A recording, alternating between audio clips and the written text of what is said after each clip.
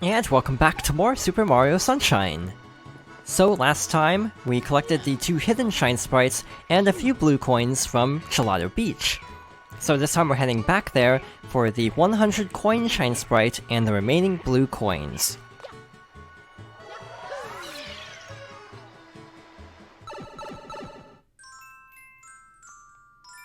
So we are heading to episode 8.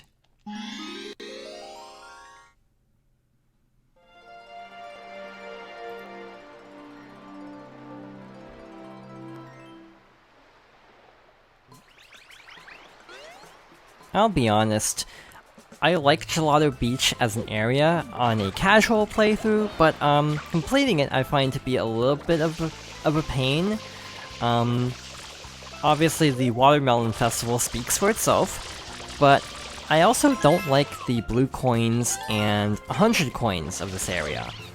It's kind of a pain, and I don't even know why, but for some reason I always struggle with this.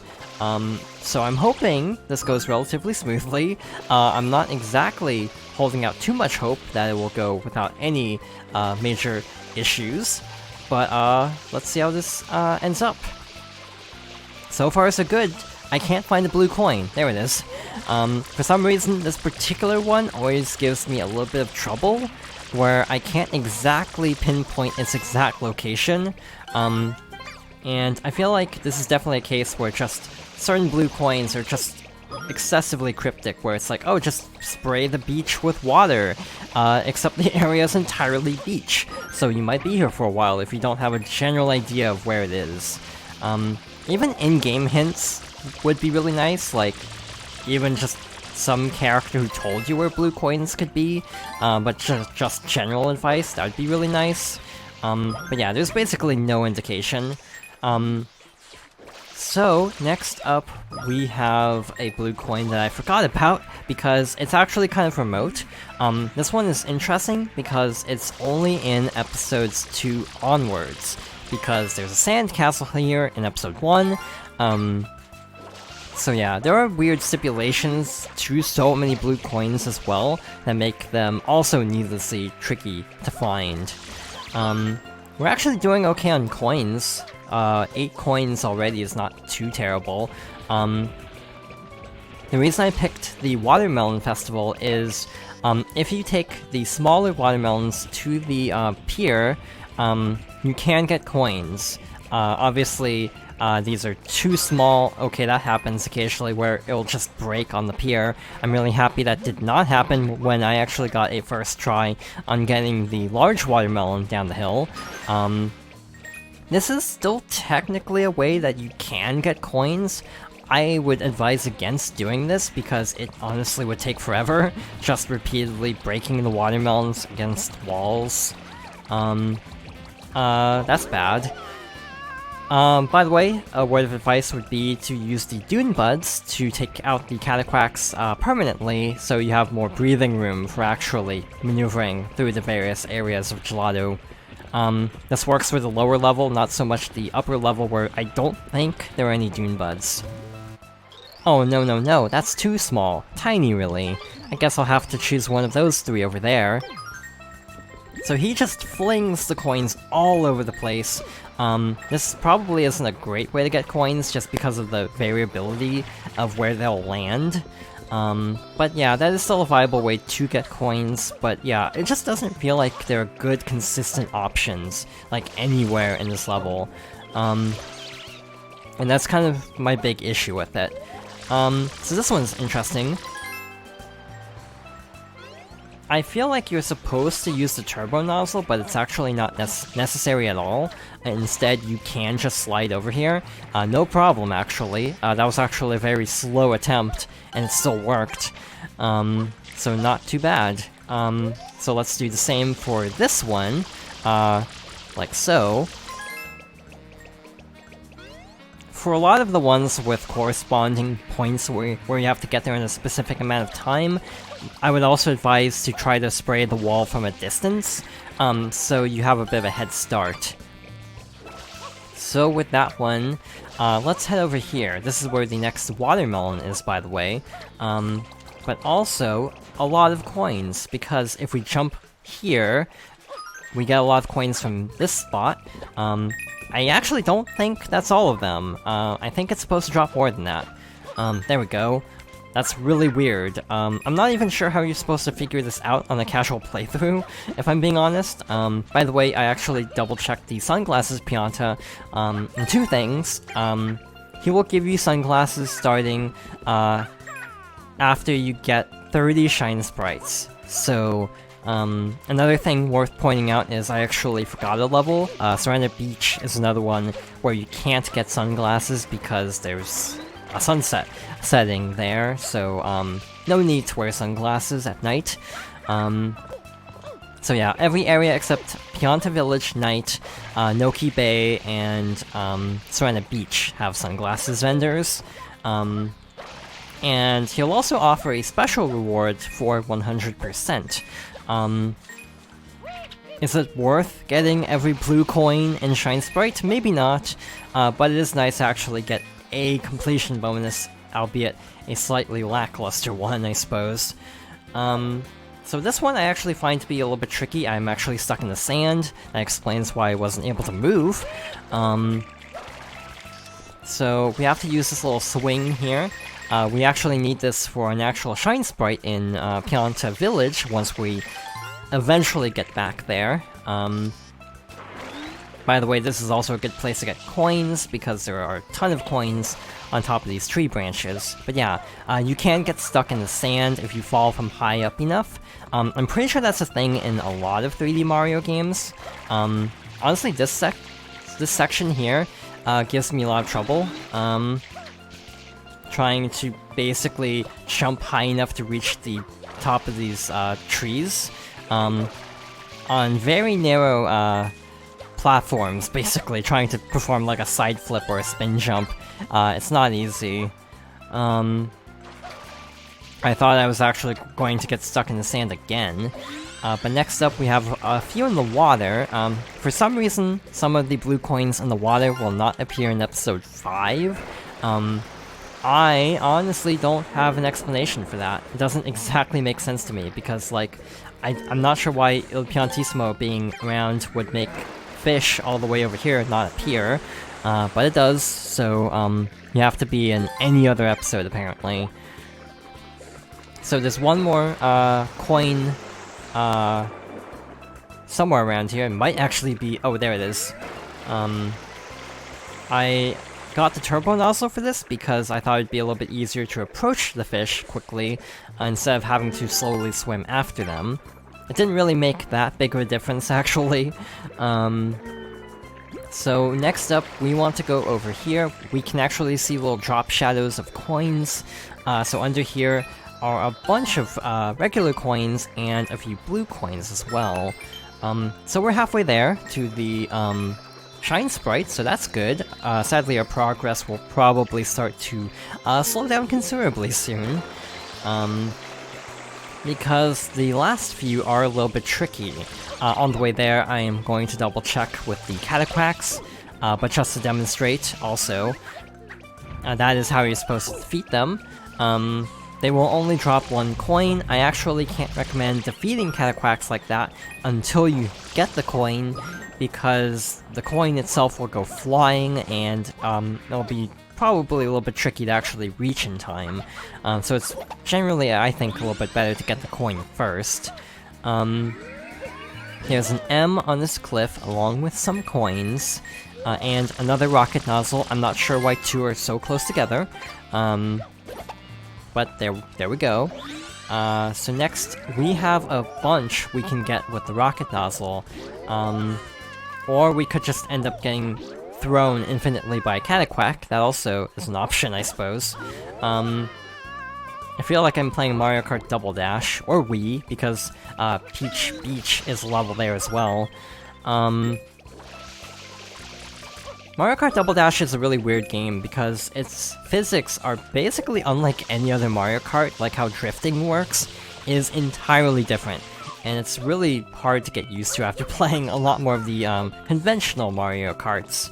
I haven't really gone back to it in a really long time. I actually kind of want to see how it holds up.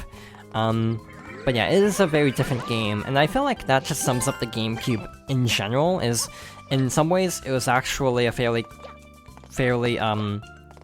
standard console. Like, it was more powerful than the PS2, of all things, so that was a little bit surprising. But minus having only one bumper, it was a fairly standard controller. Also, it had a really weird layout. That's another unique thing about it. But in general, the GameCube was, like, I would say Nintendo's last, like, conventional console in a way. A lot of third-party support as well was on GameCube as well, which was kind of the last time that really happened until Switch.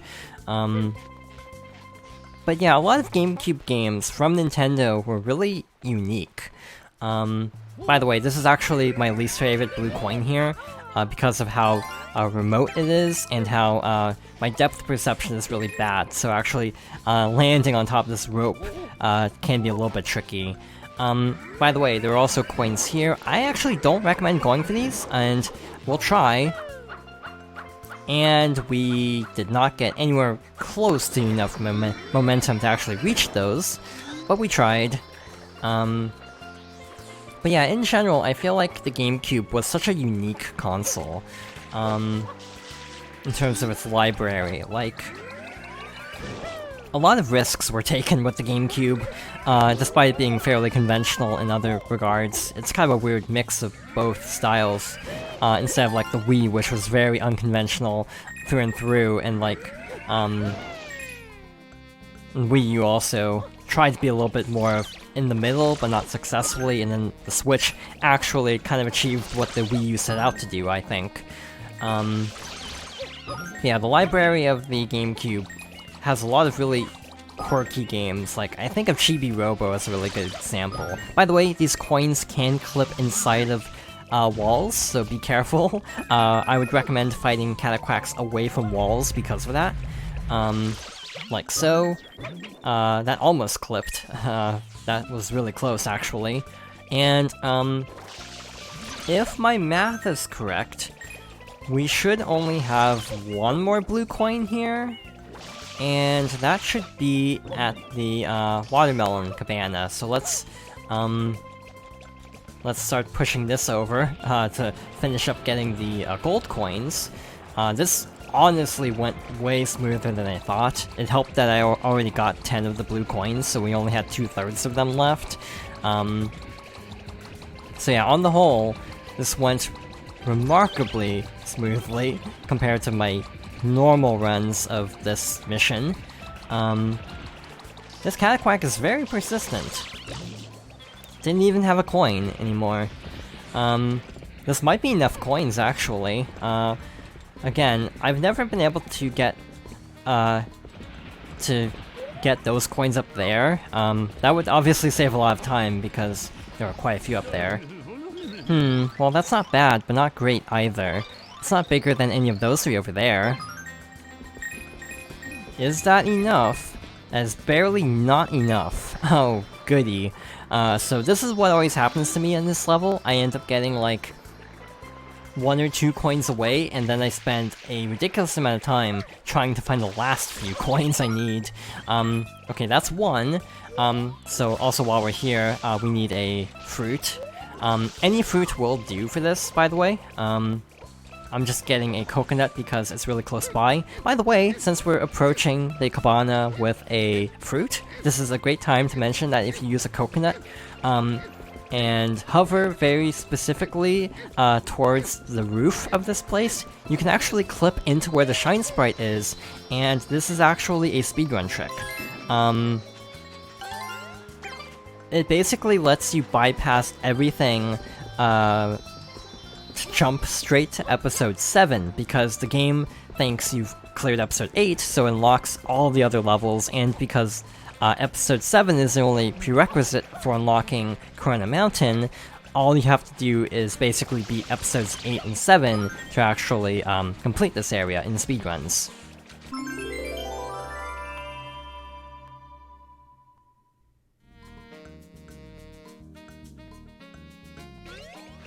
If I'm not mistaken, this might even be done in 100% runs just because it's faster that way, but I'm actually not sure. I know it's done in 80% at least, but overall that went really smoothly.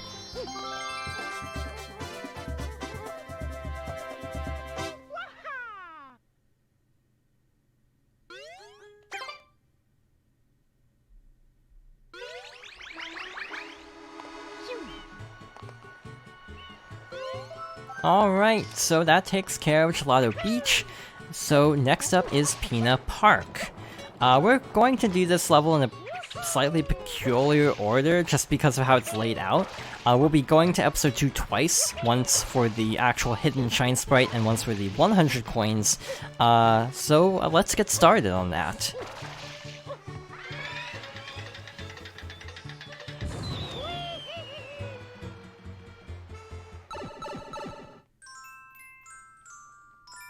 So I think I will start out with the secret first.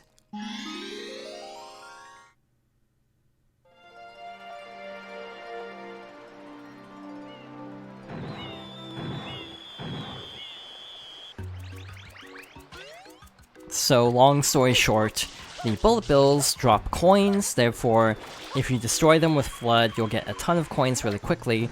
So we'll be trying that out next time. This time, I want to try to clip inside the cannon by spin jumping and diving in a very particular way to try to get into the cannon. That almost worked, so let's try this again. I'm overshooting ever so slightly, but this is the right idea.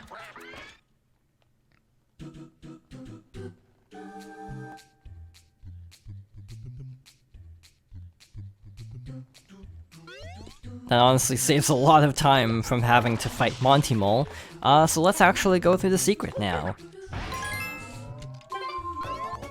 We only have a minute for this, so it's a fairly tight timing window, and having disappearing blocks does not lend itself well to going that quickly, so let's see how this goes.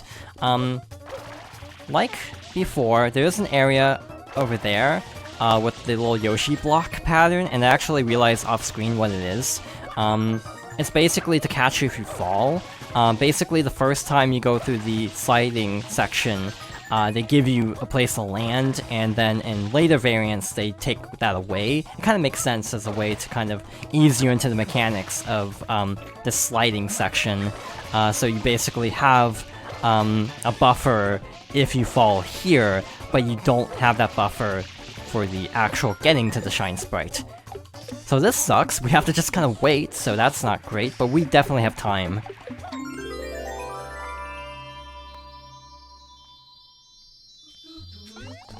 Also, it's really nice that the shine sprite is right here.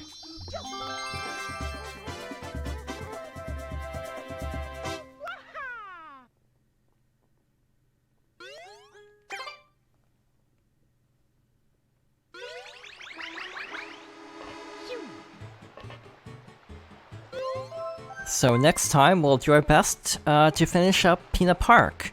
So thank you for watching, and I hope you'll join me next time for more Super Mario Sunshine.